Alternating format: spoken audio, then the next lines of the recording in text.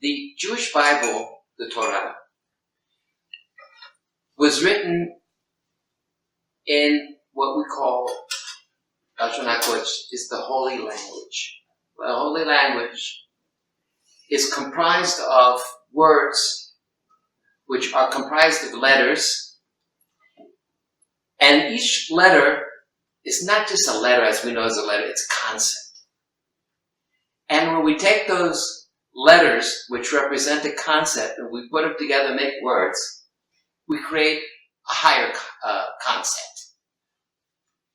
So when we study a word, we're really studying a concept. What I'm about to talk about is really not history. Torah is not for the purpose of understanding just history.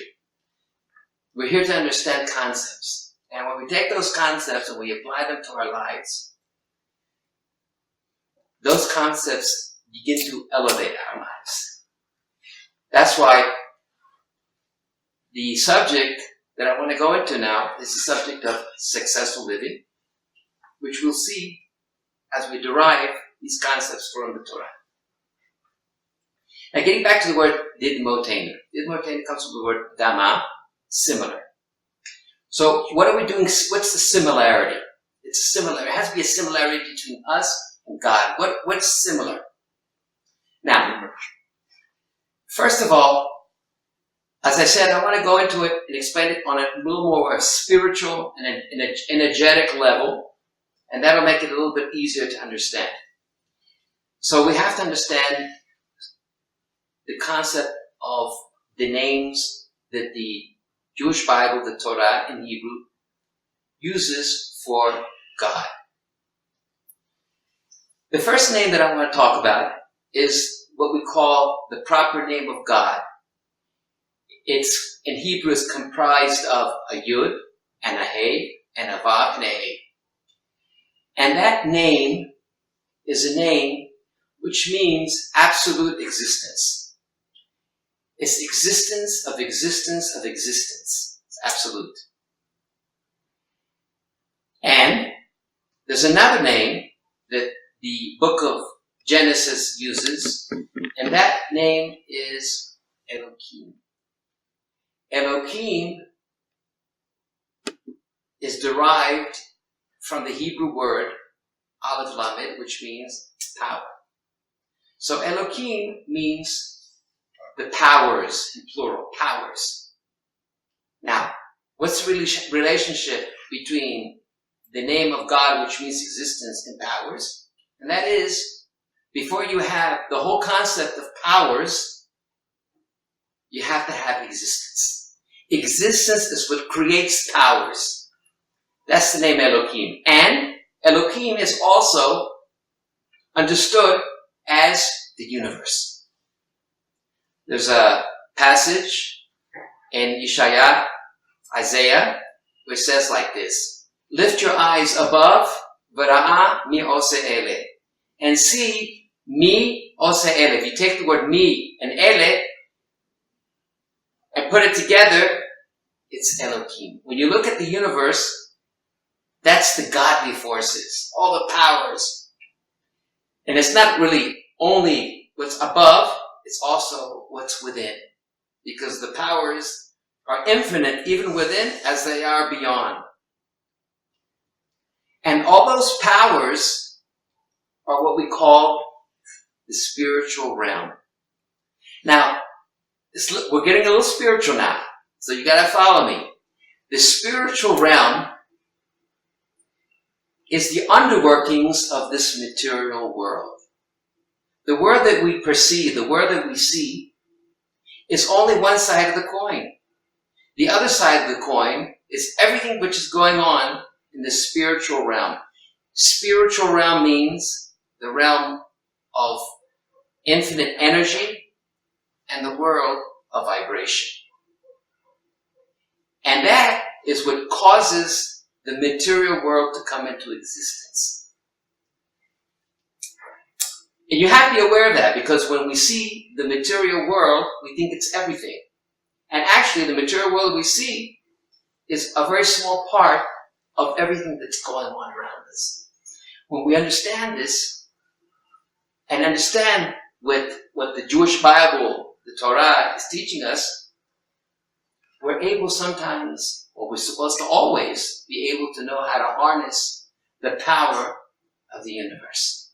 And that is the concept of the likeness of God. If we know how to focus, we know how to take that likeness and know how to focus on it, and we start becoming creators. Now remember what I said before. Up to now, we don't know much about God except that He's creating everything. He created everything in 6 days, 6 seconds. So we know about Him that He is a creator. And then the focus is on man. And then God says, I'm going to make you in my likeness. Means now you have to choose. That's the will. To choose. And then the second step is, what am I going to choose? I'm going to choose my reality. Now we'll go back to the words of God. The name of God. Remember, the major name of God means existence. Which means we have to learn how to harness the power of the universe to be able to create our existence. The existence that you perceive is the existence that you create in your life. Now, going back to this word, didmotenu, which means dama, likeness, let's go into a little bit deeper. There's an ancient tradition which is called the Mishnah. This Mishnah dates almost 3,500 years back. Very, very ancient teachings.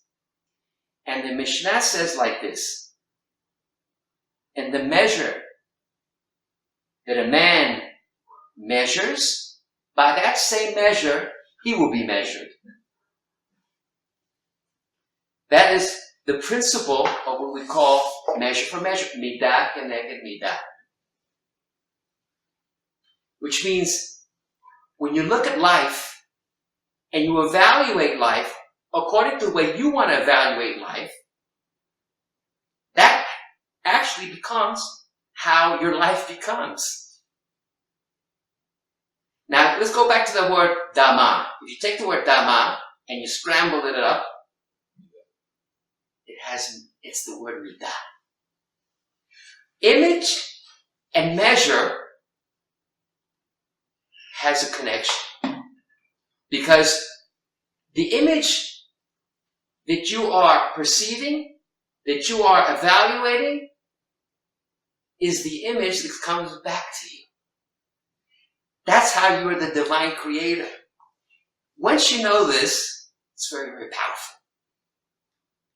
Because now you realize that we were put in this world to connect to God by emulating God. And when you connect to God by emulating God, you become a partner in creation. And now that you become a partner in creation, God becomes part of your existence. We have patriarchs. In Jewish tradition, we have the patriarchs: Abraham, Isaac, and Jacob. The distinct greatness of the three, but it started with Abraham because he was the progenitor of all these ideas, was that when Abraham looked at the world, he was so connected to the divine that he saw the world through the eyes of the divine. And when you see the world through the eyes of the divine, you see godliness in everything. So what happens? That becomes your experience. You live with the godliness of seeing God in everything. because that's what you're projecting and that's what you're receiving.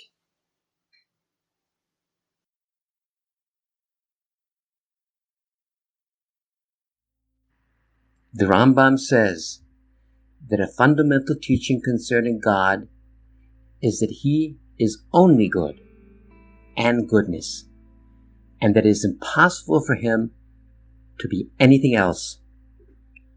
Based on this concept, a person must begin to focus on the goodness in his life,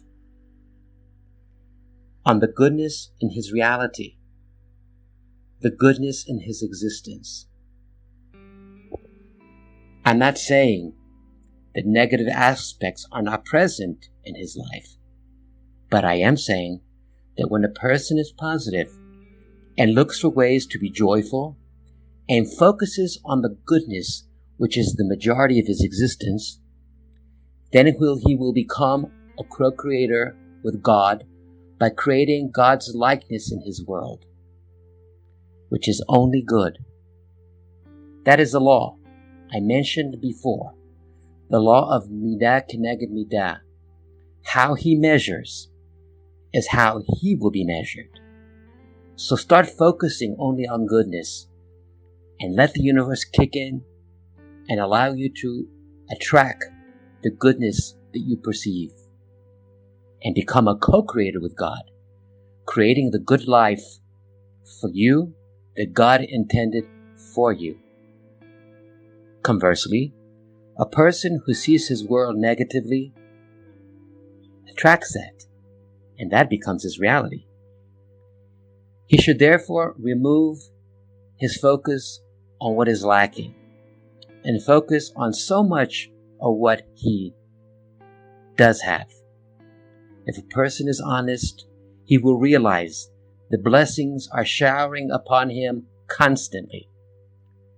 The attitude will create a momentum of success for money, health, relationships, and well-being.